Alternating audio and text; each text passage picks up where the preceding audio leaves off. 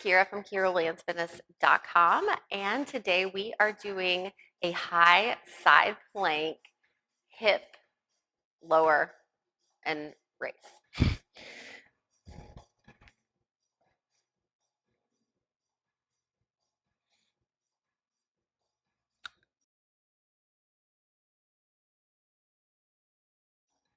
To do this exercise, we want our shoulder, elbow, and wrist all stacked.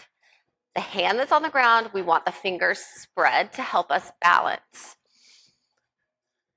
We are going to either stack or stagger our feet, whichever works best for you.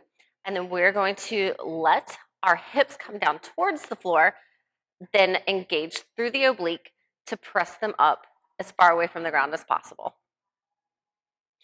Our hand can be up, our hand can be by our side. It really doesn't make a difference. This is super challenging for the core, and it's going to build strength through your shoulders. So if you want your workouts written for you to incorporate exercises like this, sign up for online personal training at KyraWilliamsFitness.com.